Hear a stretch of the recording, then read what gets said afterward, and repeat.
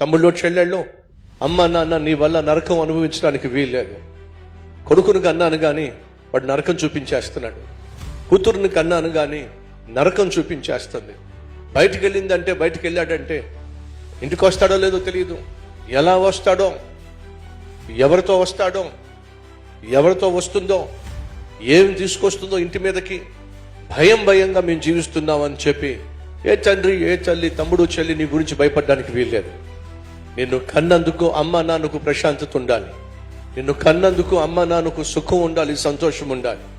అంతేగాని ఇష్టానుసారంగా జీవించి, అల్లరి చిల్లరగా జీవించి, అడ్డమైన పనులు చేసి, అడ్డమైన స్నేహితులతో తిరిగి, అడ్డమైన ప్రేమోద్దామ అని చెప్పి అమ్మకు నాన్నకు అవమానం తీసుకురావడం కానీ, వారికి ఉన్నటువంటి గౌరవాన్ని, మర్యాదను పాడు చేయటం కానీ అది ఏమాత్రం కూడా కొడుకుగా, కూతురుగా నీకు తగనే తగదు.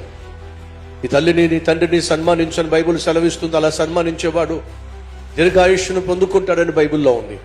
తమ్ముళ్ళు చెల్లెళ్ళు దీర్ఘాయుష్మంతుడు కావాలంటే, మంచి ఆరోగ్యం కలిగి ఆయుష్ పోసుకోవాలంటే అమ్మను నాన్నను ఏడిపించడం మానే, అమ్మకు నాన్నకు సంతోషాన్ని పంచిపెట్టు.